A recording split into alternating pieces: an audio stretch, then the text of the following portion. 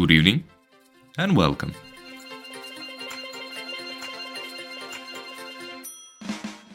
League of Legends. Multiple days have passed since I last touched this gem of human creation. So many fun, unforgettable, and beautiful memories have been built while playing this game. And so, just like an alcoholic that lost all of his drinking buddies due to multiple months of sobriety, I am giving into the addiction once again. The first game was recorded in... The first game was recorded in a disgusting, eye-burning 720p. So you, mi amigo, shall have to cope with it. So, let us begin. Alright, first match in 4 months. Surely this will go very, very, very well.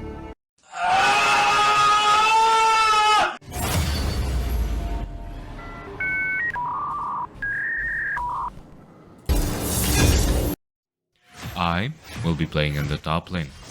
The lane that is on top.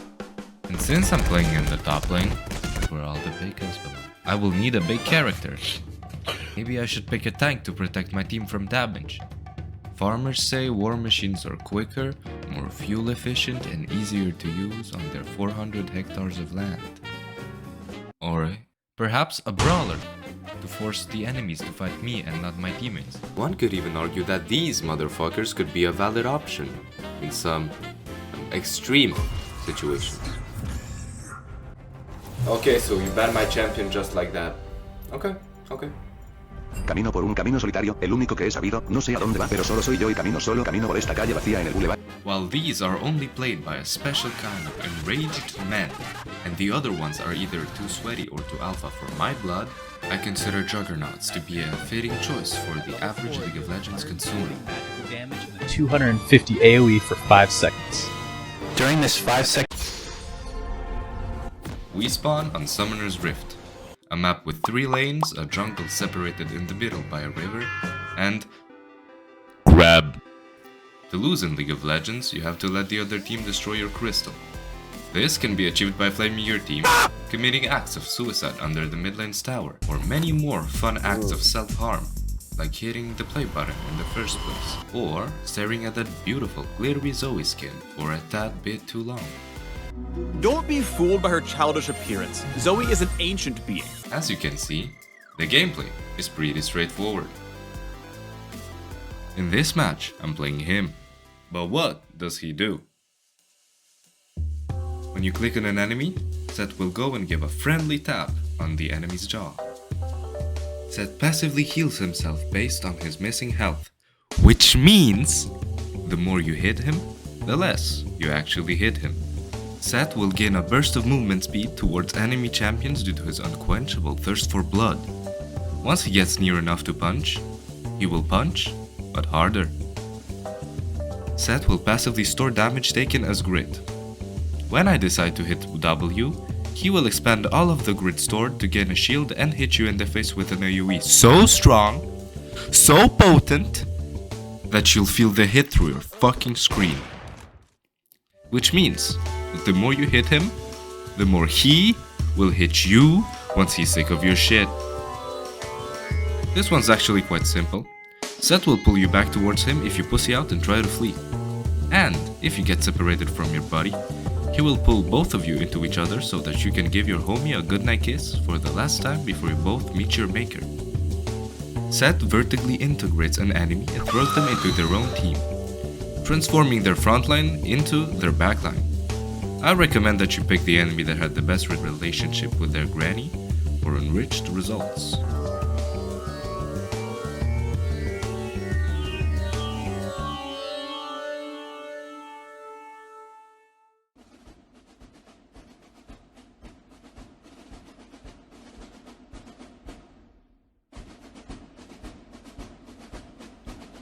Soldier! Drop me 25 right now. Very good. You are now ready to take on the task of peacefully apprehending this can of Campbell soup and gently guiding him to the afterlife. One thing worth keeping note of is that this cat is a feral.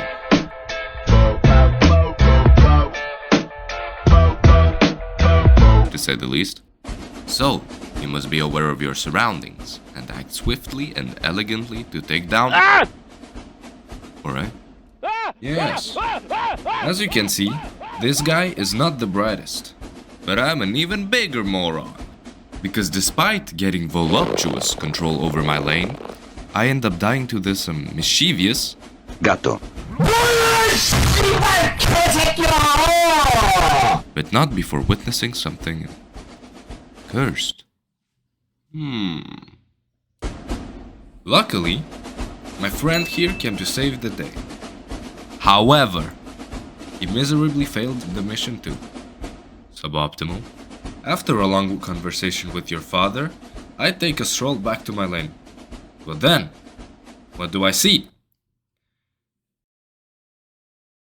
My brother in arms, yet again, doing his best to fend off the offenders. As Sun Tzu once said, if the opportunity ever comes to you, use your allies as an excuse to fuck your enemies up so badly that they won't dare to touch a keyboard and mouse ever again due to the horrors of these events taking a slight toll on their sanity.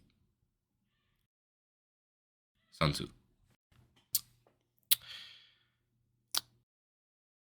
They all left. And we lost. Next up, we will set off to the far, far lands of Wyoming. To vanquish such a vast and to some, an alien landscape, I will purchase a wandering child. Remember when I said no pedo? Well, I lied. Similarly to the Catholic Church of Christ, I do not follow what I preach. Of course, Pope Francis and I have many more things in common, but I'll leave it for a future video. For now, you, dear customer, must enjoy your stay. The enjoyment will be ever growing. Believe me. On second note, please observe these two specimens conversing on smart people topics like who's right or who's wrong. Ah, the game has started. Let's begin. Look, observe carefully. Notice how this man is struggling against me. This is because I use an anti-molester alarm. But what the general populace does not know is that since I'm a so-called ancient being, I possess higher intellect and take advantage of the situation to touch him. Now, you curious little muppet might be wondering. Oh. Well, I'm glad you asked. hey!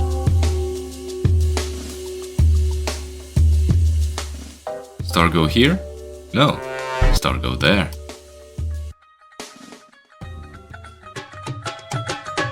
Oh, Gandhi, no, what are you doing?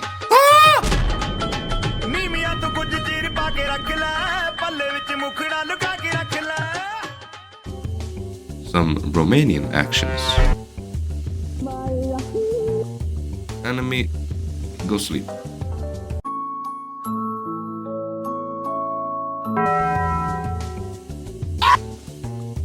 I have no idea how to explain this.